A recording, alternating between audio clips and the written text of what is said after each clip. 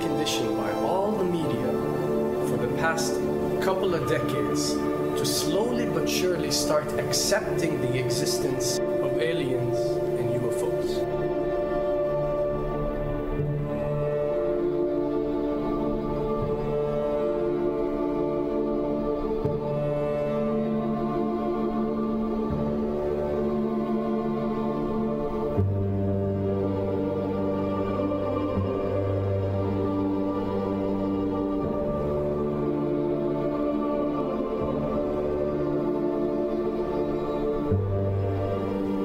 I can tell you right now that 99% of every UFO sighting that has ever taken place has actually not been an unidentified flying object, because this has always been military technologies.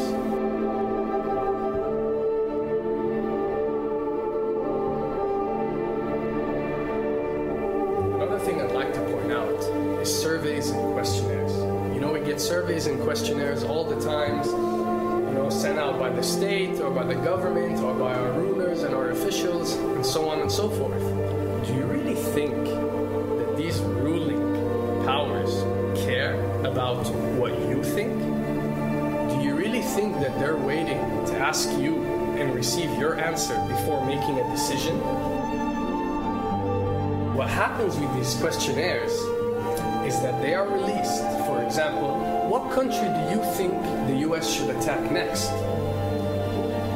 And if it yields back results like 70% of the US population believe Iran is the next country that should be attacked, this is actually a study conducted for the effectiveness of the media propaganda that they are using. So when they get such results, they look at it and they be like, all right, amazing. Our media propaganda is working.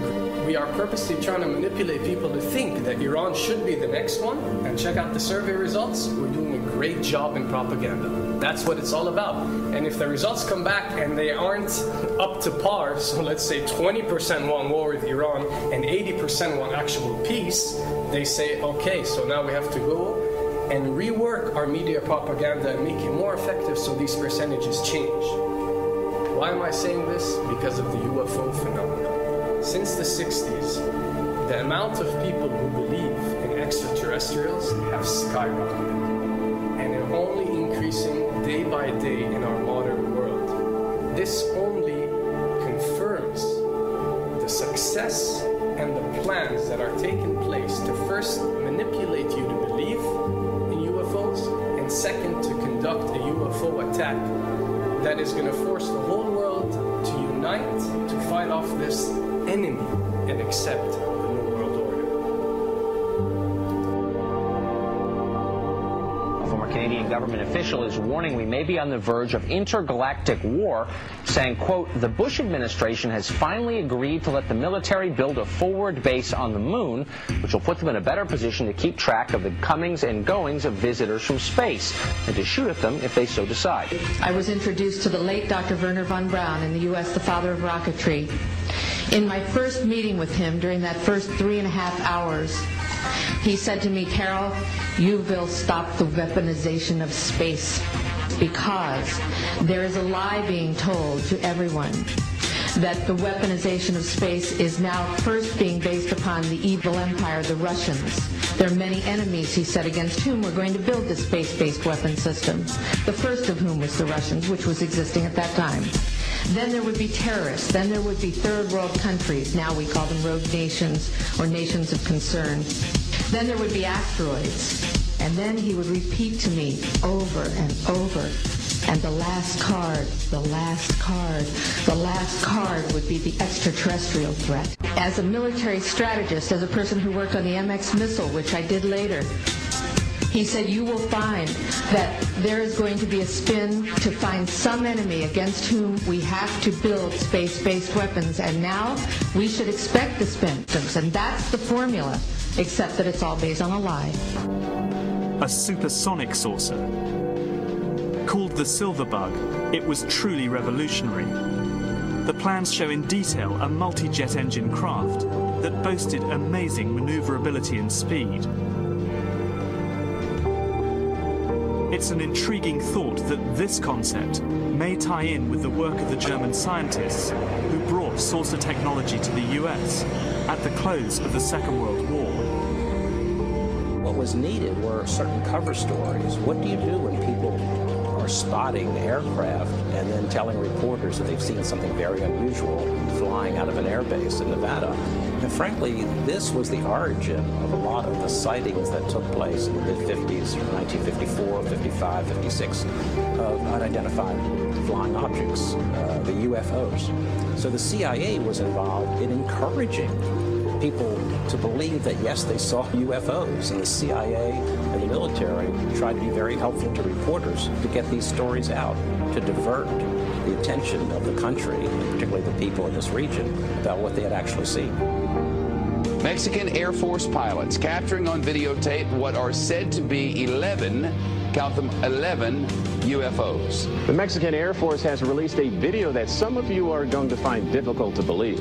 A journalist says it shows images of UFOs tracking a Mexican military plane. So what's the truth about UFOs?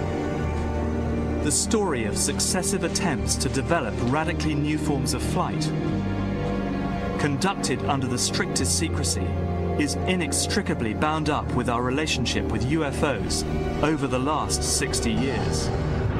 Whether it's Allied pilots buzzed by strange balls of fire in 1942, or the Roswell incident 5 years later, there is a strong case to be made that secret military technology offers a convincing explanation for many UFO stories. Anytime the government has secrets that they can keep from us, they can manipulate us by those secrets. In essence, they still remain 25 years at least ahead of us in technology, information, and knowledge, and secrets, and they are using them against us. I heard over the years many times over that the plan to usher in the New World Order would be to make all the people in this country and around the world feel totally helpless to prevent the New World Order from occurring, this world dominance plan, by saying that we had been invaded by aliens, so that we would say, oh, please, UN, come in and help us all. So bear in mind that there is a planned orchestration to get people to be submissive through a secret technology and information that they're keeping from you under the blanket of the so-called National Security Act.